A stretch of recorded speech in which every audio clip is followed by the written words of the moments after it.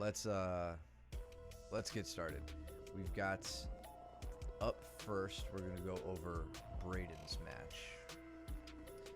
And going into this match, we saw this dude, this young guy had, I think he had like over 60 wins on smooth comp. So who knows how many matches. But we were pretty confident that Braden would be able to handle it. So.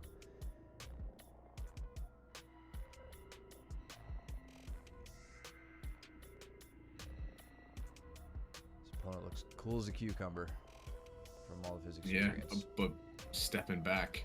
Yeah. Oh, all right. So I let it be known I haven't watched any of the Walker's matches yet. So, damn. So this is really cool. This was almost exactly what you were going over with him.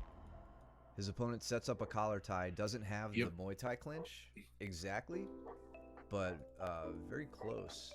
Let's stay zoomed in on this. So he's got the hand on the shoulder as opposed to like the double collar tie. And Braden says, "I know what to do about this. This is this is great." He's reaching through on the bicep grip. This is what he and I talked about when you were showing them this, and then goes for his own collar tie, pulls him down, and is keeping his opponent from basing out with this bicep grip. Really, really awesome. Man, I love when we go over stuff and it's immediately used. That makes me so happy. Yeah, we went over this on Thursday too. Gavin and Braden were like, "Hey, can I do this without the double collar tie?" And I was like, yeah. Like 100% you can. Why not? So that, yeah, there it is. His opponent looking do some work from close guard here.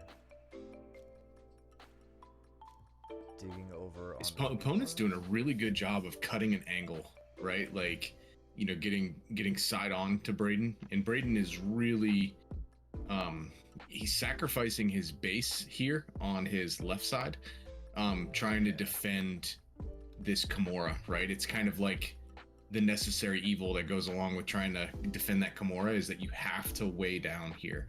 Now, his opponent is probably, you know, second guessing because he really wants to unlock his legs and give Braden a big bump with his hips.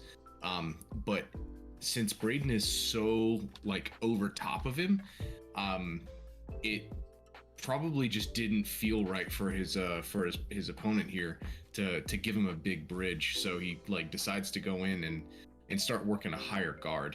Yeah. What up, James? What's up, James? So, yeah, Braden's immediately starting to, I shouldn't say immediately, but now that he has a chance, he's out of the Kimura threat. He's starting to work his standing guard break. And this is what I heard happened. Starts to work that. His opponent was pretty good about kind of throwing up some threats, breaking him back down, controlling the posture a bit. His opponent's got some long limbs, so it's like when you guys ride your legs up real high, you know, up towards my armpits when you're in close guard as opposed to staying down by the lower back. That makes it pretty difficult to get to the standing position. But I like that Braden is he's not trying to force it. He's just staying. He's like, all right, I'm going to go back down. I'm going to work to get my posture back, and I'll try again. Now he's in the threat of an armbar very briefly, but his opponent didn't have a chance. His opponent didn't like cut his angle or anything to get behind the arm.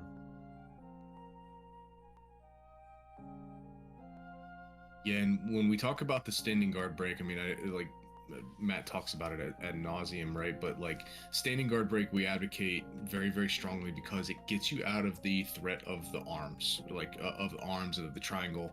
And the only way that it does that is if you get your posture up immediately, right? Like as soon as you stand, you have to get your head and chest up and away from your partner's legs.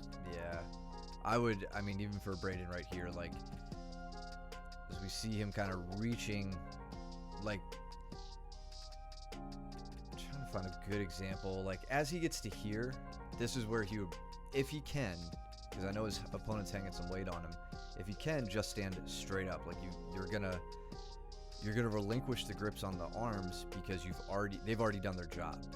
They have gotten your opponent's arm off of your head, and now he can't control your posture. So now is when you stand straight up. And I actually forced everybody to drill this some more on Saturday for class. But yeah, I think his opponent's name is Jimmy. To Jimmy's credit, he's doing a good job trying to keep Braden off balance as best he can and initiate attacks. He's not just laying there. Go ahead. Yeah, he's not just laying there, stalling out in a close guard. He's actually trying to work. Yeah, and if you can tell, like, the way that his partners, he just did it again. The way that his partner's cutting this angle, you'll see him start throwing. It's his left leg he keeps going at, so he's trying to favor his left leg over the shoulder, and he's hiking his left leg over the shoulder here. Right here, he's going for a quick little armbar, but he readjusts and he hikes his left leg over top of the shoulder in order to threaten a potential trap triangle. So Braden is in a decent amount of danger here. He doesn't get his hamstring up. Oh, there it is. So now this is bad news. Like, this is okay. And then I think, if I remember right from watching the video, Luke is calling out to get that shoulder through. So, like, whenever you're in this situation and you feel you have to pop that trapped shoulder through that trap, through that trap, and in order to get that arm free. He does a great job with it here. Just shuts it forward. Boom. I think his opponent That's tries what to we want to adjust. Yeah, and his opponent's good. Like, he knows what he's trying to do. Right. But yeah, I think Braden's just a little too much for him here. Yeah. And if Braden got out of this, it would have been really interesting to see how the kid handled Braden's guard passing. Yeah. But great. Gets the hand raise. Good stuff. Excellent work, Braden. Yes. Great job. I love seeing the immediate effect of training a technique and taking it right to the competition. Okay, up next we've got Gavin. This was his match. He's actually going against a kid that Braden went against at the previous competition.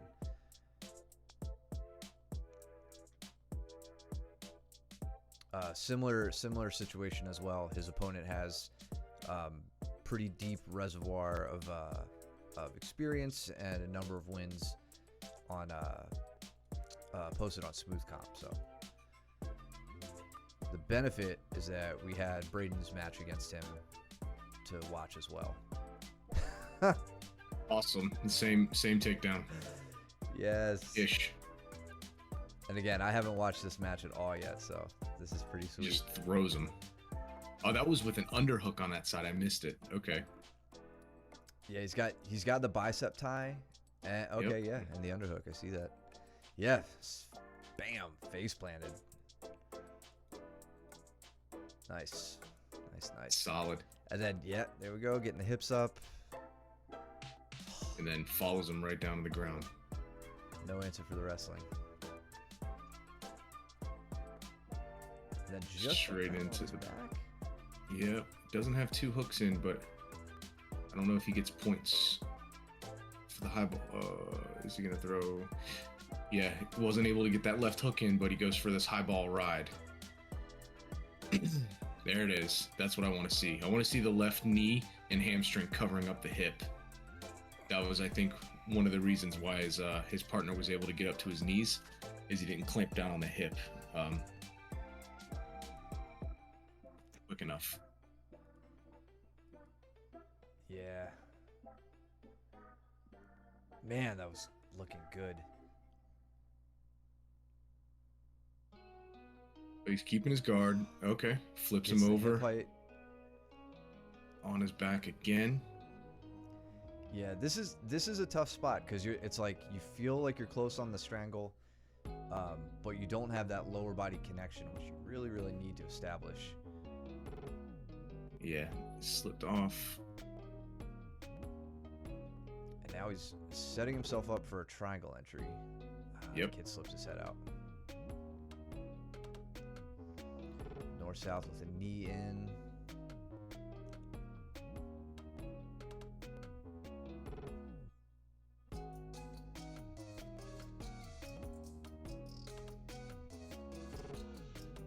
I believe Braden's or Gavin's still up on points right now. I guess the other kid probably got Probably 4-2, I think. something like that. There we go, getting the leg movement going. Yep. Goes up to turtle. Good. And on a double leg. Boom! Man, took the camera. I think the cameraman was cheering. Love it. Yeah.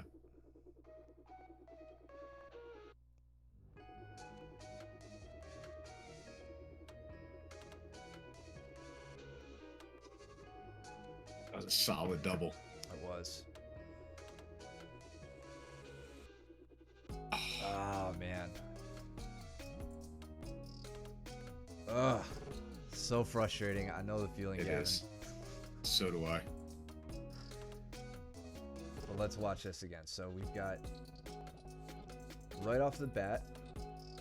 So I like what his opponent's doing. He as Gavin's trying to establish bicep ties to work the standing guard break, his opponent's raising his arms over his head, and that makes it easy to establish a grip.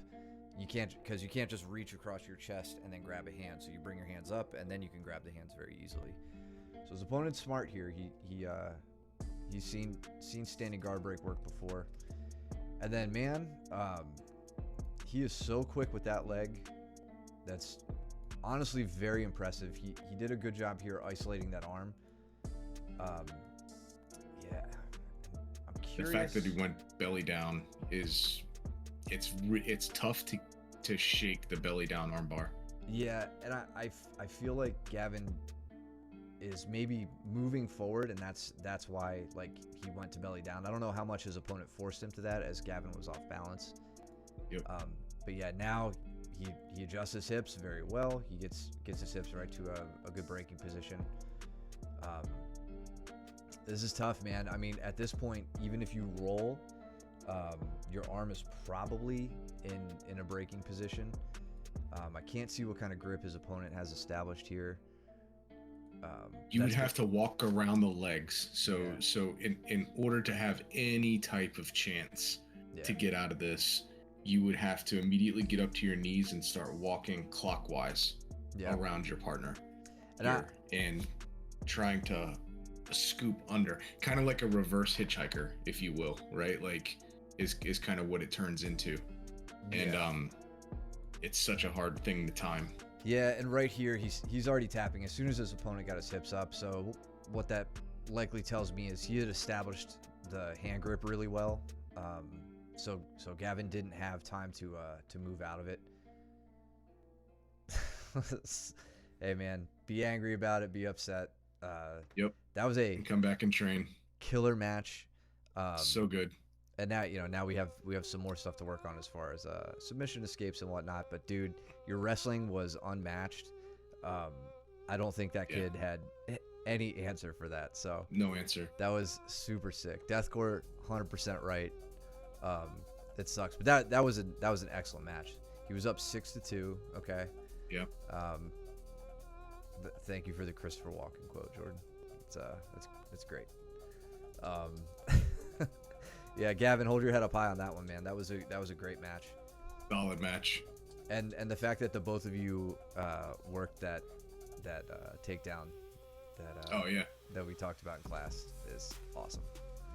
So onward, we've got Josh, who was our only adult competitor that weekend, but he signed up for intermediate division. Josh, I believe you said this was your first time in intermediate, right? Which is cool because in Naga he was in intermediate in the new breed, but not in Naga. Yeah. Okay.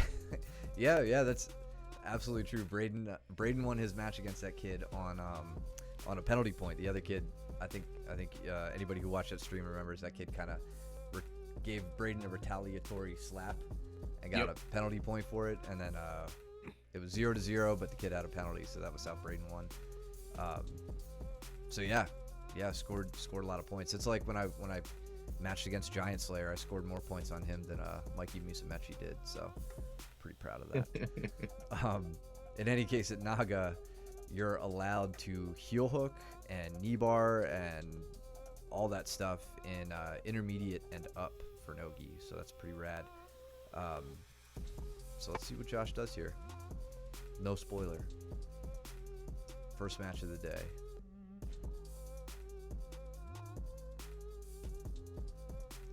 Immediately heavy on the head. Immediately heavy.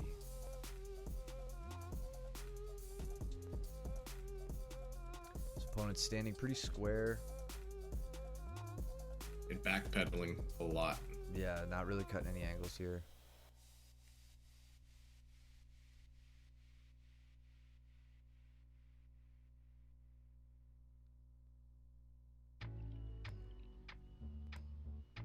That's one thing that Josh does ridiculously well is when you can see a good snap down. And Andrew, we were kind of talking about this, but this is a really good example. Is if you watch Josh's elbow relative to his body when he does these snap downs, it doesn't move, right? It's not one of those things to where you have this like delayed snap to where you like leave a lot of distance and then try and pull back up. He's on the head. He's locked his elbow in, elbow tight to the body, and then he's using his entire body weight to drag his partner down. That makes a really, really heavy snap. Yeah.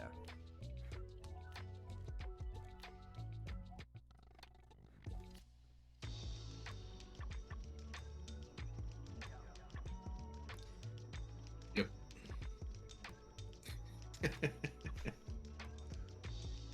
Jordan. God. So pinning that bottom knee, or at least he was. There it is. Quick step And around. Straight. Yeah, straight into that knee cut. And shoots the underhook in at the same time. So Yep. Homeboy reaches up for a collar tie, which he just hasn't learned, probably isn't the best option from a seated or supine position. Yep. You're just immediately giving up your underhook, which Josh takes full advantage of and uses that to complete a good knee cut pass. Almost. We're just about there. He's got his knee in, but I think Josh is gonna like walk over it now. He's already passed, so like if you look at it, this is a really solid, like a really good spot to be in. And the reason is because Josh's left knee is at the hip line of his partner. So a really simple hip switch here gets him completely, past his legs. Yeah. You see that right about there. You could have switched to the other side, but this was very effective anyway.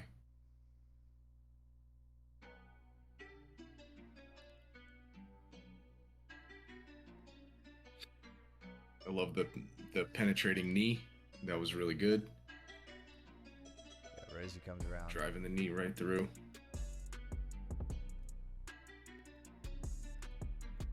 Great. Sits right to his butt. Easy back Yep. take. 2 points there. And then And quick finish there. easy strangle. So yeah, and in fact, let's see. Right here, he's already starting to set up the strangle. Like this is a forearm across the face. Probably if it's not under the chin, it's on the chin, which really hurts. Okay, kind of loses it there, and then we don't see when he sneaks it back in. But all that matters is he gets it. Boom. Yeah, I think it was his top arm was the strangle arm. I think. I believe, maybe it didn't start that way, but now you know what, he may have 2 strangle arms in at this point. He could, yeah. Because he doesn't. Yeah, I don't think he switched his bottom arm to an underhook. I don't think there was time or space, and we see his top arm over top, and yeah, that may have been the one that did it.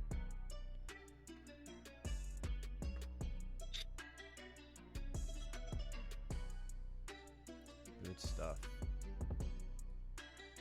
All right, so great first match. Let's see, on to the next one. We might have a quick night here because you guys don't like going the full round. All right, so I believe Josh was in 2. Josh, chime in at any time if I have these matches out of order. I think this was your second match, right?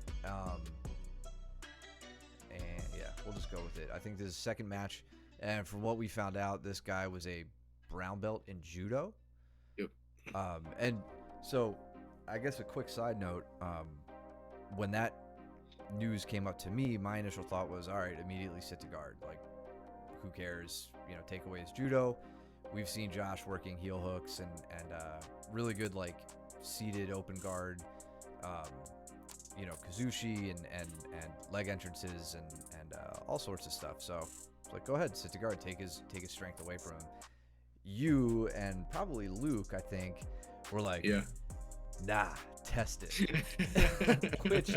which, you know, my approach was definitely much more conservative.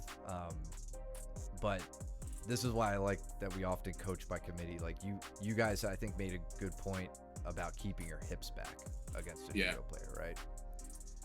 So I think you pointed that out to me. We see a lot of that here initially. Mm-hmm. What did you guys tell Josh in the lead up to that? Yeah, I mean, it was exactly. It was me, Luke, and Cole talking about it with Josh, and we were like, nah, stand, like, you got to stand for at least 30 seconds, see what happens, and yeah, it was good. And it's a fair point. You know, a judo brown belt is probably gonna have his way with you in a gi match, whereas here, I mean, that was gnarly. Yeah, look at it. There's not much going on. What's up, Toriando? How you doing, man? What's up? Yeah. Oh, that's right. And Josh saw the first match. Oh, okay. Yeah. So it probably made it give you a good idea on how threatening it would be.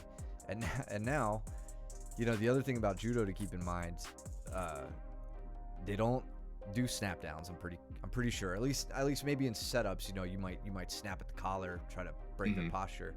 But they don't utilize them, I don't think, as part of, you know, getting their opponents to the mat. And then they don't do double legs. Those are illegal in competition.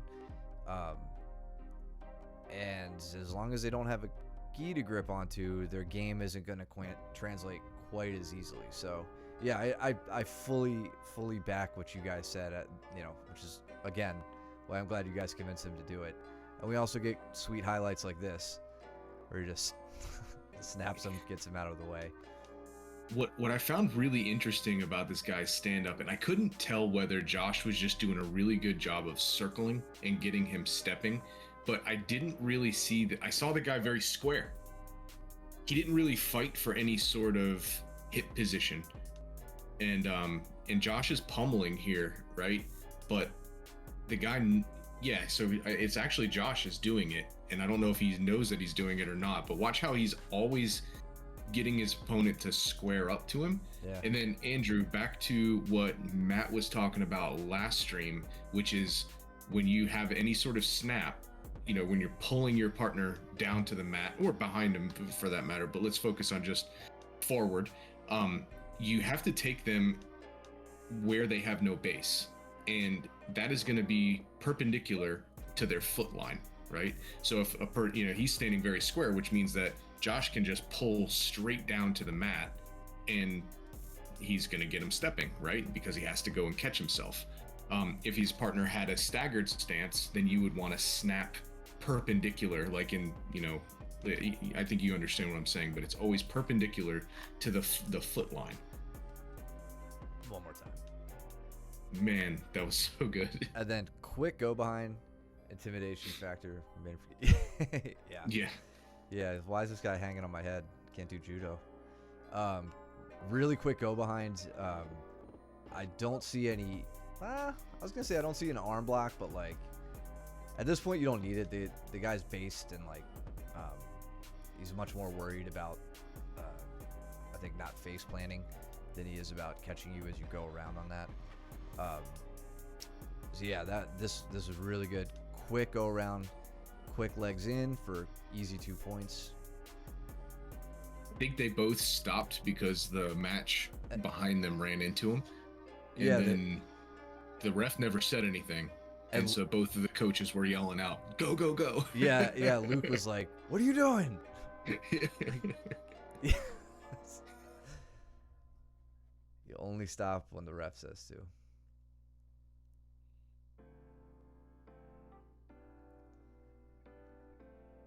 So we start to think we're gonna see a repeat of the last match. Quick travel to the back. That's right. And then signature strangle. So really good work here. Your opponent, again, I don't know how much like judo plays into this. Yeah, he's tucking his chin and turning towards it. This is mandible strangle territory. I feel like why you're not getting it right now is just he's done a good job misaligning his upper body. He's also riding kind of low. Like you see how your head is entirely above his head, so it's not a great strangle position to work from. But there are other things that you can go to. I can hear the judo guy asking. yeah, for real. He's not even doing anything. Stand us up. So yeah, he's just riding low here, Josh. I think that's the biggest impediment to your strangle, be it a mandible strangle or a straight rear naked. So the footlock, Toriano, it's a good point. I'm having a hard time getting my hand behind his head. Yeah, well, again, I mean, I think that's going to be easier when everything else, when his posture is a little higher. Like, this is just not a good spot to finish a strangle. To Toriando's point, so yeah, there's concern here, right? We have crossed ankles down between the legs. His opponent, I guess, is either a little too naive, maybe he doesn't believe in the move himself, maybe he doesn't know it. If he came up and over with that top leg, he would be able to possibly, attempt a footlock here. I know I've done it to many of you, just in the first couple of matches, first couple of classes you have. It's always good to show you guys. You get a phantom pain for sure. I've been caught in it too. The big thing to remember here though, is crossed ankles are fine if they're over the stomach, right? You're safe up there. You're not safe between the legs.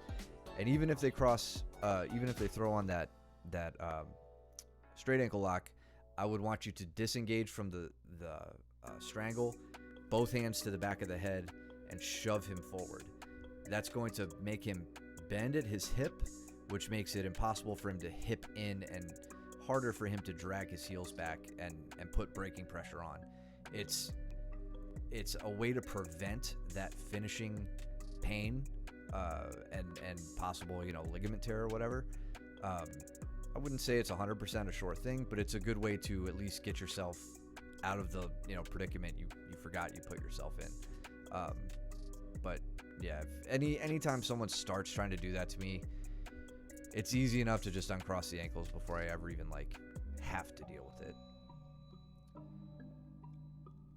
And honestly, I think Josh, you probably would.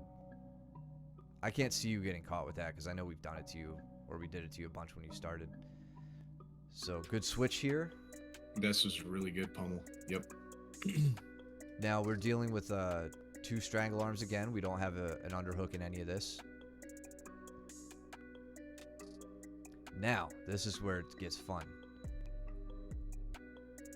You need to, well, I don't want to say you need to do anything, but you establish your underhook here. This is slick. Bam! He didn't even see it coming. Didn't even see it coming. So much fighting going on with the hand fight up top that when you made that switch, I don't think it was even in his mind that he was about to get armbarred here. So he thought he was out. Yeah, exactly. He was like, "Where'd the leg go? I guess I'm good." He's also leaving himself pretty vulnerable here with that low hand. It would be pretty easy for to Josh get trapped. Yeah, to arm trap him. which may have been a reason to keep trying on the rear naked strangle, but who cares? At this point, you had another game plan, and you executed it perfectly. Yep. That was awesome. Very nice. Good stuff. And Good then the gentleman. sportsmanship. Yep. He was like, "Where did that come from?" Awesome.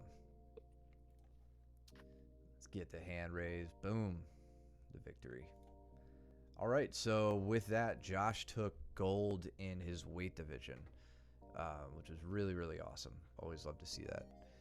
Big J showing why MOBJJ is the best school in North Kakalaka for sure. What division? That was what do you weigh, Josh? You're like 280 pounds, something like that. James showed you that one. Yes. James. Knowledge share, man. Oh yeah, James. Damn right. Good stuff. Even though you're a cripple, you can still help the team. Josh, what'd you weigh for that? Was that sub 200 or whatever weight class is just over 200? Anyway, onward. We have Josh now moving to absolute division, intermediate absolute division. So again, intermediate allows for leg locks. Naga's weird. They do novice, beginner, and then intermediate, experienced. And basically anything intermediate and experienced is, I think it's kind of the same. I think all the submissions are the same between both. But you're just going to have, less experienced guys. So, okay, yeah, 190 to 199. I think this first match was against a guy in the 150-pound weight class. Yeah, and I can't remember. The rank, so the judo brown belt was also, he was a blue belt, I believe. Yeah. In jiu-jitsu. Okay. And then I don't know, does anybody know what the Spider-Man rash guard guy was rank-wise? I'm trying to look up to see if I can find these ranks. Oh, yeah. So this guy he just doesn't know that shooting in on Josh is not the easiest thing in the world. It finds out soon enough. Yeah. Another big snap. Love it. Right into a Darce. So, just more to Mike's point. We look at his stance as Josh initiates it, pulling. I would say he's a almost square stance, kind of a little bit of a trailing leg. Pulls him straight down, and then, yeah, right into a Darce, this is great. Josh, I feel like you've been working these Darces just recently. I feel like you started trying to throw these in, like, within the last couple months. And then I know lately you've been really polishing them up. So, awesome setup. And it's like, this was very much, I want to say, like, I want to give you your credit. This was great. It was reactionary to how if the guy had kind of stayed turtled up, I don't think this would have happened. But as he tries to roll back to guard, you were immediately in the perfect position and you took full advantage of it. Of course, Danny showed you this one. Danny's the Darce master. He's the Darce Vader. So update, first guy was a blue belt as well. Both of them were blue belt. That's and yes, Spider-Man gi. Yeah, the second guy was definitely a brown belt in judo. This guy is a white belt. Okay. So yeah, one more time. Let's look at the snap to the Darce. This was such a quick match. Quick, easy snap, rolls away. That hip switch right there. So that's. I don't know if that's a subtle detail or not, but this is something that I think a lot of people don't like to commit to, which is that knee that is shot through. So his right knee comes through and goes towards the head. That allows Josh to get the right arm just a little bit deeper onto the neck. Yeah. He does already have the grip locked up, right? That rear naked style grip. His hands are nice and high, so his left hand, right? Yeah, his left hand is on top of the shoulder, which makes it really, really a tight Darce. What a lot of people like to do, because it feels more comfortable, is they let the hand go down towards like the middle of the back, and that loosens up the darce. So don't do that if you're darsing. But that hip switch that he's in right now, this is what will make or break, especially if you got short arms like me. This makes setting up the darce so much easier. And then, I was wondering how he was going to finish it. I love that he cracks him back down here with that grip on the shoulder. Yeah, this is nice. Yeah. Nope. Yeah, and then immediately tap. Yeah.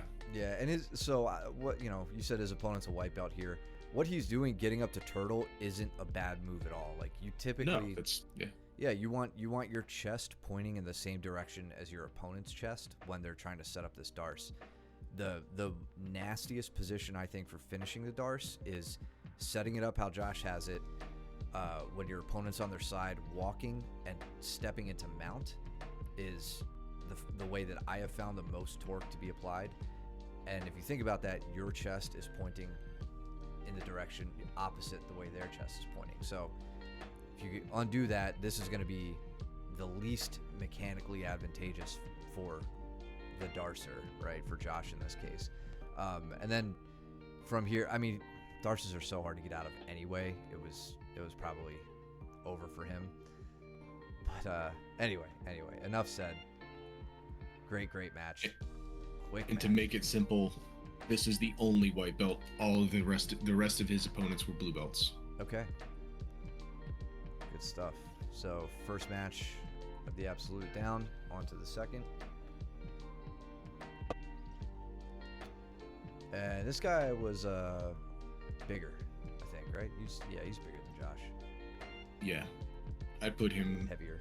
probably at heavyweight, but really sweet. Well, I don't know if it was, I would call that an ankle pick or like a sweep single. Sweep. Oh, it was a sweep. Yeah, sweep single. Really solid. Dude moves very fast for a big guy. That was a great shot. Yeah, he knew what he was doing. 100%. Gathers the ankle. Josh squares back up to him.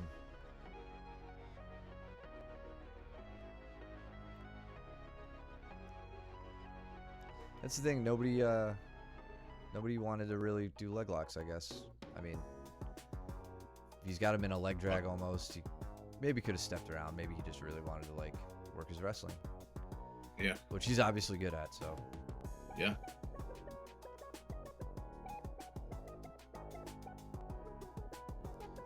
Gets the sweep. Yeah, he was really heavy up top. And oh, that's right. And then I think Josh was able to scoot that butterfly in on the right-hand side and just gave a really solid elevation. Did you have a butterfly hook, or was that just a big bridge?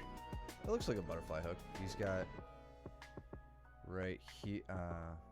So he's under the leg. You know what I mean? His left leg. Yeah. Oh, okay. So maybe his right leg was. Yeah, I heard you, Cole. A big bridge. I don't know. Either way, it worked. You had him locked down to where he couldn't base, and you know when I tell you, like, I don't know, when you're on top, like, you really don't want to be hugging your opponent, right? You always have to have that base of support out, and this is a good example of why, right? His partner his opponent is hugging on to Josh for dear life, right? Like, don't get up. And what he's doing here is taking every base that he has away, and his right arm is so trapped. Yeah, he's fully committed on that grip. So committed. And furthermore, right, like, he's definitely, that was the right place to go. But if you think about it, if Josh were to take his right arm, trap down on his other arm, he could actually start taking the guy the other way as well with a knee lever. Yeah. So I mean, there's a lot of options there, and a lot of reasons not to hug your opponent like this. Yeah, or to bring your hips directly over your opponent's hips. Yeah, 100%. Yeah, especially if you're hugging your opponent like this. Yeah, good recognition. Buy some new sandals, Josh. Stop shopping in the women's section.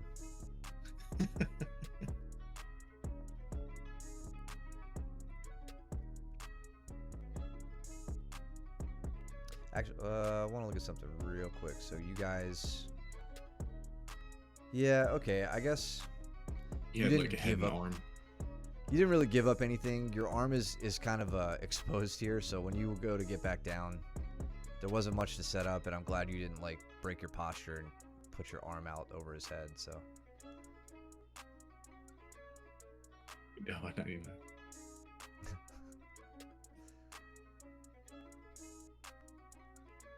Found that guard break to be very interesting. I don't know if I would have done that myself. His opponent's really like crunched up here to his left side. He is. I feel like Josh's left arm is in danger of an armbar here. Yeah. And unless I don't know. That's my initial thought.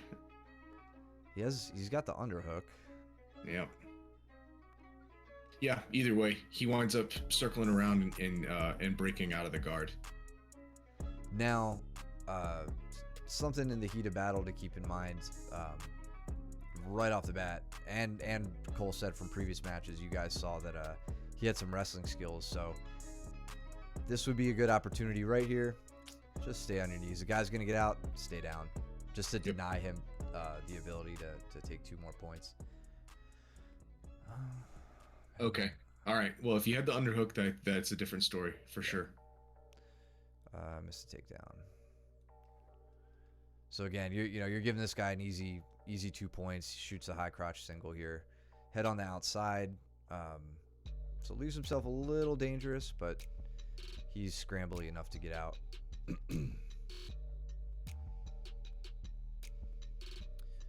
Grabs the leg, hiding the back.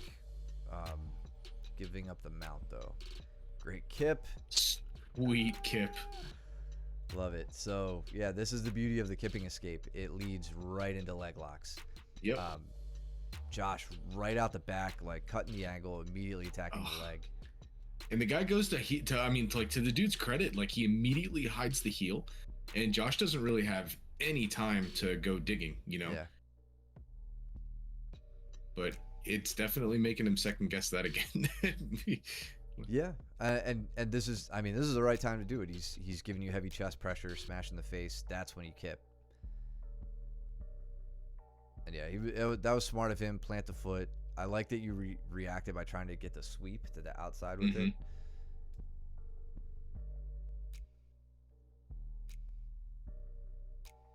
You'd probably be out. There we go. Yes, that's the better option.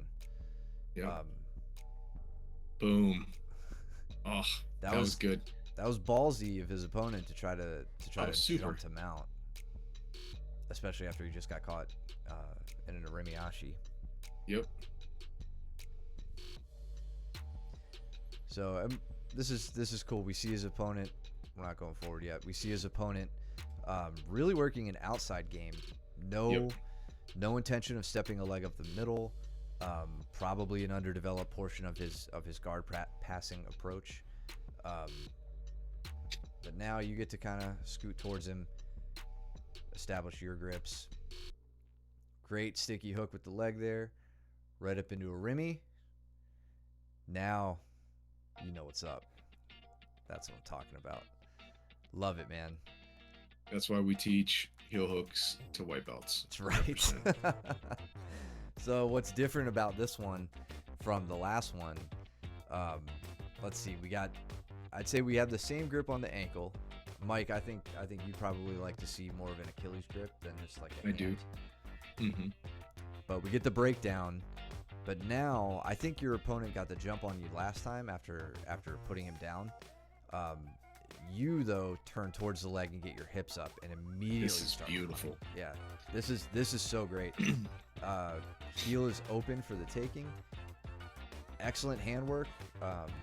Just doing that that drill, taking the thumb right to the hip behind the heel, gathering it up, and I love that you don't lean back in this direction and try to start putting the pressure on from here. You take your right hand to your left hand where you know you have a good grip, You're not fighting against his leg as he's trying to hide his heel, and you're trying to pull his leg out with your left arm, alone. You go to get your grip, keep it nice and closed, and then now this is where the pressure sets on, and he knows it. He doesn't even try to roll with it. He just immediately taps. So great, man. You didn't have to go through any other Ashigaramis. You didn't have to switch your leg or anything. And you may have been down on points too. I think so. Yeah, just from the takedown. So yeah, super sweet victory. With that, Josh moves on to the finals match for intermediate absolute. Very good, very good.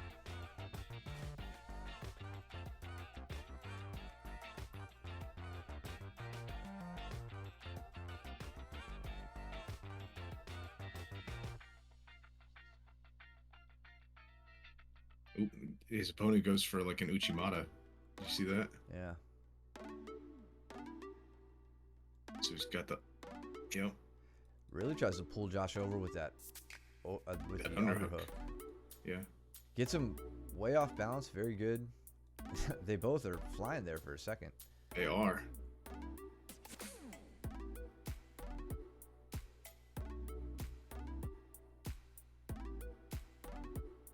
Double he's unders. Trying to get underneath. Yeah, he's trying to get his hips right underneath Josh's. Yeah.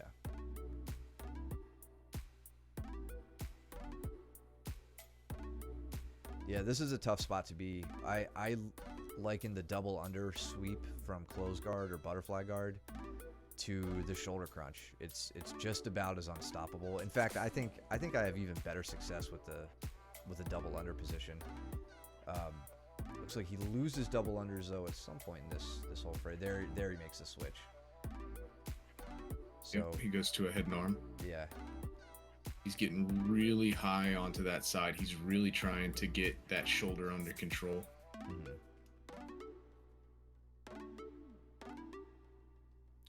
He does a great job. Then, yeah, and it's not a shoulder crunch, it's a head and arm. Yep. Is what he gets. So it's interesting because he slinks his hips out to the side, but then takes him in that direction. Yep. Blocking with the foot on the outside. Yeah, he was loading up. Yeah. He's there's a lot of potential energy there, and then a big bridge with the left leg gets him over. Yeah, that was a slick move. Dives for the head. He's going in for legs. Yeah. And Josh is going in for got strikes. a shoulder to the face.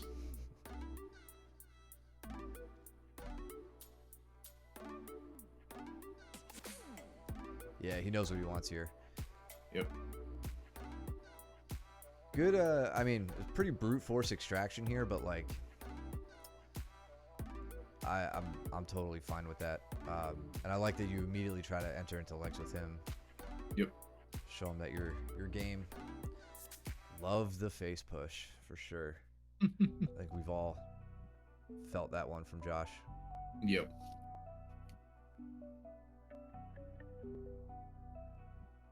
So his partner's got a hell of an angle here. Yeah. That was a really deep body lock is what he actually has here. It's not even just an underhook. He's got fully locked hands. He's in a very strong position. If Josh were to stand up, then Josh is going straight back, right? Yeah. Like any ounce of upward movement, his partner's going to bury his head in his chest and start breaking him down. It really, the things that we're going to be looking for here are going to be the Uchimata and Haragoshi, right? Like those are the two that come to mind off of this type of stance. Yeah, my initial thought on this, so you've got like the wizard grip, just about, you're gonna want to send the arm in through a little bit more. But then with that body lock grip that your opponent has on you, I would use the right hand to grab his left tricep and just hold it right to your chest. And then I'd be stepping through all the way for the Haragoshi, using my left leg to step all the way past his body outside to his left leg and looking for the trip there. With that whizzer and tricep grip, you could get a tremendous amount of torque over his shoulders to get him moving with the or get him flying with the Haragoshi. It looked like you both kind of were thinking through on how to finish that there for a second. You just got the jump on it.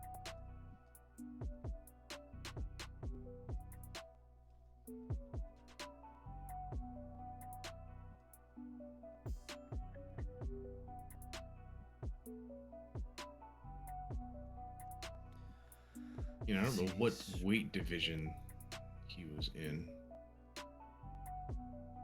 Probably close to Josh. Yeah, Josh, please remind me so we could talk about that. No, he was 170 to 179. Oh, okay. Looking to set up a no-gi Ezekiel. Sort of lame. But it'll get you a point for a submission attempt.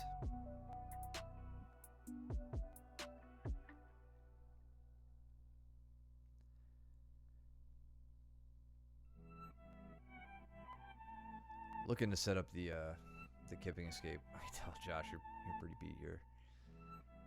There's a lot of matches. Yeah. This is his 5th or 6th match. Yeah, 5th.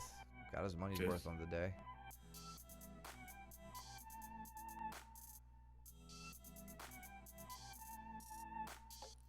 Yeah, his opponent was smart there, letting him turn through that keeping position, gets the back transition points, and then sets up his own strangle here. Head's on the right side of the strangle. And he gets it. Yeah. So yeah, bummer finish, but man, on a whim entering the absolute division. That's always Amazing job. fun. Yeah, really good job, man. And I mean, just like the fact that you were like, oh, I want to do intermediate, so I can heel hook, I can open up my attacks. Really put to work all the stuff that you've been working on in the school. So great stuff from everybody. Really fantastic performances from Braden and Gavin. Absolutely. Yeah, super stoked that you guys got to immediately demonstrate the techniques you've been working on. Same for Josh too. Seeing the darts that you've been working on get put into practice, and I know you've been beating the crap out of my face when you're going for your rear naked strangles in the lead up to this competition. So it was great to see you have a really good success with that. So super happy with everybody's performances, and even more importantly, we got plenty of stuff to work on. Absolutely. Cole and Luke were there. Yeah.